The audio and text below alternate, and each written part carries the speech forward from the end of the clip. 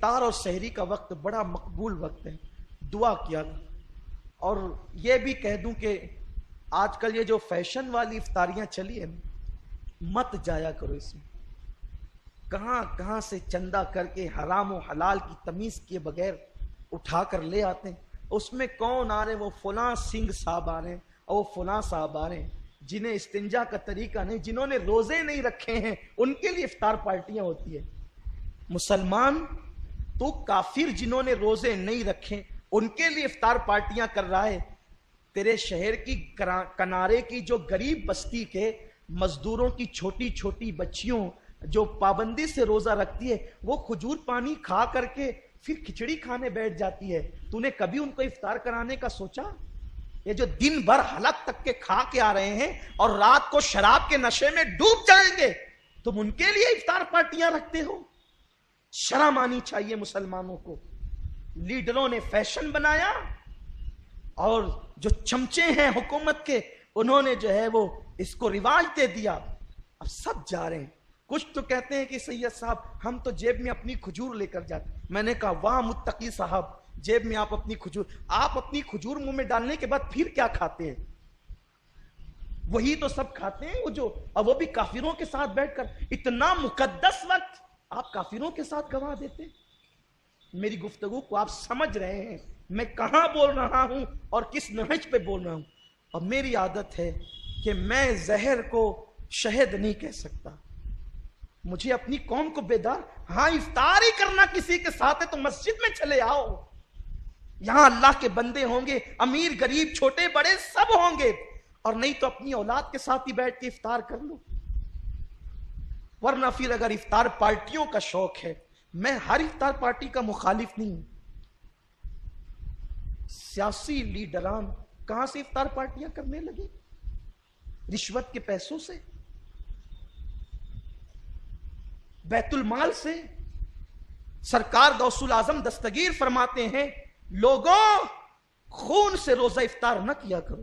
آپ کے دور میں بھی ایسی آوارگی تھی۔ فرماتے لوگوں خون سے افطار مت کیا کرو۔ لوگوں نے عرض کیا حضور کوئی خون سے بھی افطار کرتا ہے؟ لوگ تو کھجور سے افطار کرتے ہیں۔ فرمایا وہ جو حرام کمائی حلق میں ڈالتا ہے وہ کھجور نہیں ہے، وہ لوگوں کا خون ہے۔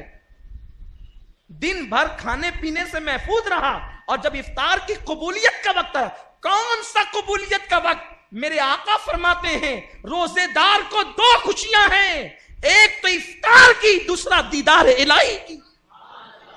کیا روزہ ہے جس کا بدل دیدار الہی ہے، اس کو تقسیم کر دیا افطار پارٹیوں پر۔ کچھ سمجھو، دین کو فیشن نہ بناؤ۔ اگر قرآن و سنت پر ایمان لائے ہو اور مومن ہوئے ہو تو مصطفیٰ جان رحمت کے قدموں میں آؤ، اور اگر اللہ نے نوازا ہے تو ڈھونڈو ان گھروں کو جہاں کھجور اور پانی کے علاوہ اور کوئی چیز نہیں ہے۔ ہم نے ایسی بچیوں کا حال سنا ہے، مائیں اپنے بچوں کو یہ کہہ کر کے پھسلاتی ہے میرے بچوں آج کھجور پانی پہ افطار کر لو، جمعہ کے دن تمہارے ابا کی پگار ہوگی تب ہم پھل لائیں۔ ان کی یاد نہ آئی، اس قوم کو ان کی یاد، روزے داروں کی یاد نہ آئی، اور بت پرستوں کو اپنے ہاتھوں سے کھجور کھلا رہے ہو۔ کیا جواب دو گے اللہ کو؟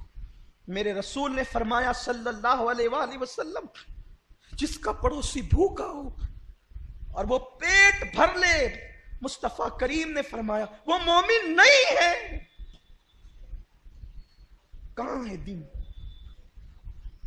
یہاں تک میرے آقا نے فرمایا غریب بستی میں چھلکے والے پھل لاؤ، پڑوس میں دے دیا کرو، نہیں دے سکتے تو چھپا کے لایا کرو، اور چھلکے دور لے جا کر کے پھینکا کرو، کیونکہ غریب کا بچہ ان چھلکوں کو دیکھے گا تو اپنے ماں باپ سے مطالبہ کرے گا، اور اگر ان ماں باپ کو اپنی غربت یاد آ گئی اور ان کا دل دکھ گیا تو اللہ ناراض ہو سکتا ہے۔ یہ مصطفیٰ جان رحمت کا فرمان۔ دین فیشن کا نام نہیں ہے، دین مصطفیٰ جان رحمت کے طریقے کا نام ہے، حضور کی سنت کا نام۔ ہاں وہ میرا رسول ہے جو خود بھوکے رہ کر کے غریبوں کو کھلاتا تھا۔ ڈھونڈیے آپ کی بستی میں ہیں ایسے، اور آپ کے مالیگاؤں میں تو زیادہ ہیں۔ آپ کو خبر نہیں، اس لیے کہ جو اپنے میں مست ہو وہ دوسرے کی کیا خبر رکھے۔ بہرحال گفتگو آگے جا رہی ہے، تو عرض یہ کر رہا تھا، ہاں اگر کوئی حلال کمائی والا نیک مسلمان دعوت دے تو اس کی دعوت قبول کریں، بالکل جائز سنت ہے۔